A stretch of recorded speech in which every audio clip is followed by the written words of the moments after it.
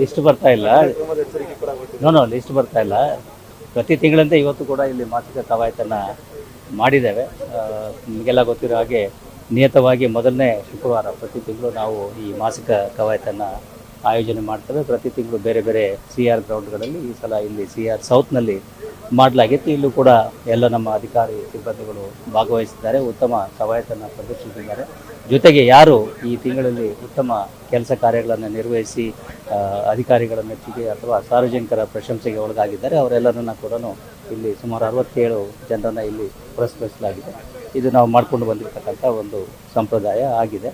ಜೊತೆಗೆ ಇವತ್ತು ಕವಾಯತಿನಲ್ಲಿ ಈ ವರ್ಗಾವಣೆಗಳ ಬಗ್ಗೆ ನಾನು ಗಮನವನ್ನು ಸೆಳೆದಿದ್ದೇನೆ. ಇದು ಈಗಾಗಲೇ ಹೇಳಿದ ಹಾಗೆ ಈ ಅನೇಕ ಸಂದರ್ಭಗಳಲ್ಲಿ ಸಿಬ್ಬಂದಿಗಳು ಬೇರೆ ಬೇರೆ ಕಾರಣಗಳಿಗಾಗಿ ಪೊಲೀಸ್ ಆಯುಕ್ತರ ಕಚೇರಿಗೆ ನೇರವಾಗಿ ಬಂದು ತಮ್ಮ ಅರ್ಜಿಗಳನ್ನು, ಕೋರಿಕೆಗಳನ್ನು, ಮನವಿಗಳನ್ನು ಕೊಡ್ತಾ ಇದ್ದಾರೆ.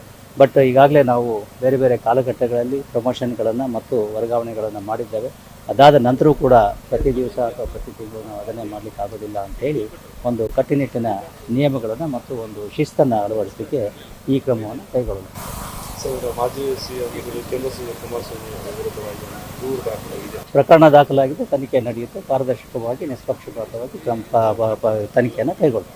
ಸರ್, ಇಲ್ಲಿ ಹನುಮಂತನಗರ ಪೊಲೀಸ್ ಸ್ಟೇಷನ್ ನಿರ್ಮಿಸೋದು ಒಂದು ಗ್ಯಾಂಗ್ ವಾರ್ ಆಗುತ್ತೆ, ದೊಡ್ಡ ಮಟ್ಟದಲ್ಲಿ ಗ್ಯಾಂಗ್ ವಾರ್ ಆಗುತ್ತೆ. 10 ದಿನ ಆದರೂ ಕೂಡ ಸ್ಟೇಷನ್ ಗಮನಕ್ಕೆ ಬಂದಿದೆ. ಈಗಾಗಲೇ ಅನೇಕ ಸಂದರ್ಭಗಳಲ್ಲಿ ಯಾರು ದೂರು ಕೊಡದೇ ಇದ್ದರೆ ಗಮನಕ್ಕೆ ಬರೋದಿಲ್ಲ. ಈಗಾಗಲೇ ಗಮನಕ್ಕೆ ಬಂದಿದೆ. ಅದರ ಮೇಲೆ ಕ್ರಮವನ್ನು ಕೂಡ ಪೊಲೀಸರು ತೆಗೆದುಕೊಂಡಿದ್ದಾರೆ. ಹೆಗ್ಗೋಡಿ ರೇವಪಾಡಿ ಪ್ರಕರಣಕ್ಕೆ ಸಂಬಂಧಪಟ್ಟಂತೆ ನಿನ್ನೆ ಒಬ್ಬ ಸೋಷಿಯಲ್ ಆಕ್ಟಿವಿಸ್ಟ್ ಹೋಗಿ ಲೋಕಾಯುಕ್ತಕ್ಕೆ ದೂರು ಕೊಟ್ಟಿದ್ದಾರೆ ಸರ್. ಡಮ್ಮಿ ಚಾರ್ಜ್ ಶೀಟ್ ಮಾಡಲಿಕ್ಕೆ ಹಣನ ಡಿಮ್ಯಾಂಡ್ ಮಾಡಿದ್ದಾರೆ. ಗೊತ್ತಿಲ್ಲ, that ice not in my knowledge. ಅದು ತನಿಖೆ ಆಗಿದೆ, ಚಾರ್ಜ್ ಶೀಟ್ ಆಗಿದೆ. ಅದನ್ನು ಕೂಡ ಪಾರದರ್ಶಕವಾಗಿ, ನಿಷ್ಪಕ್ಷಪಾತವಾಗಿ ತನಿಖೆಯನ್ನು ಮಾಡಿ ನಾವು ಅಂತಿಮ ವರದಿಯನ್ನು ನ್ಯಾಯಾಲಯಕ್ಕೆ ಸಲ್ಲಿಸಿದ್ದೇವೆ. ಓಕೆ.